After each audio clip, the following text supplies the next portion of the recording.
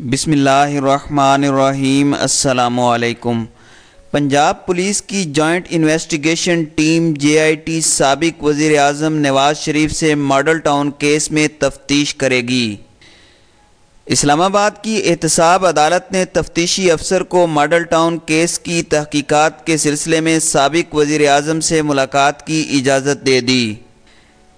Punjab police کے deputy superintendent محمد اقبال نے اسلام آباد کی احتساب عدالت کے جج محمد ارشد ملک کو درخواست لکھ کر کوٹ لکھپت جیل میں قید سابق وزیر اعظم سے تفتیش کے لیے ملاقات کی اجازت طلب کی تھی۔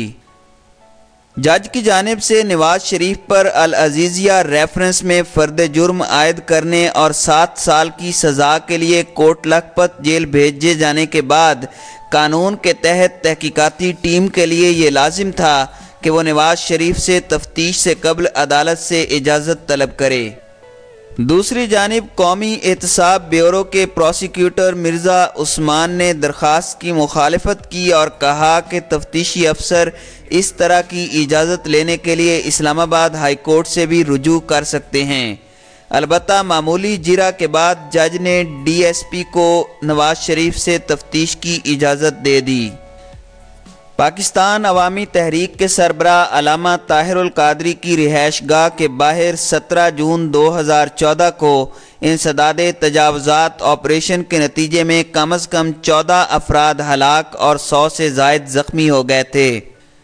17 جون 2014 کو لاہور کے علاقے ماڈل ٹاؤن میں تحریک منہاج القرآن کے مرکزی سیکرٹریٹ اور پاکستان عوامی تحریک کے سربراہ ڈاکٹر طاہر القادری کی رہائش گاہ کے سامنے قائم تجاوزات کو ختم کرنے کے لیے آپریشن کیا گیا تھا۔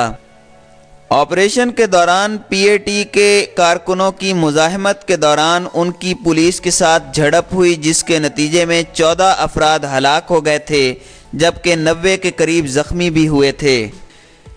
درخواست گزار بسمہ امجد نے اپنی والدہ کے قتل کے خلاف سپریم کورٹ کے انسانی حقوق سیل میں درخواست دائر کی تھی اور واقعہ کی تحقیقات کے لیے نئی JIT بنانے کی استدعا کی تھی۔ عدالت عظمیٰ کی جانب سے ثانیہ ماڈل ٹاؤن کی تحقیقات کے لیے 5 رکنی لارجر بینک چیف جسٹس میاں ثاقب نثار، جسٹس آصف سعید خان کھوسہ، جسٹس شیخ عظمت سعید، جسٹس فیصل عرب اور جسٹس مظہر عالم خان میاں خیل پر مشتمل تھا۔ یہ بھی یاد رہے کہ 2014 میں ہونے والے ماڈل ٹاؤن سانحے کی تحقیقات کے لیے قائم کمیشن نے انکوائری رپورٹ مکمل کر کے پنجاب حکومت کے حوالے کر دی تھی، جسے منظر عام پر نہیں لایا گیا۔ تاہم بعد ازاں عدالت نے ثانیہ ماڈل ٹاؤن کی رپورٹ منظر عام پر لانے کا حکم دیا تھا، جس کے بعد حکومت جسٹس باقر نجفی کی رپورٹ کو منظر عام پر لے آئی تھی۔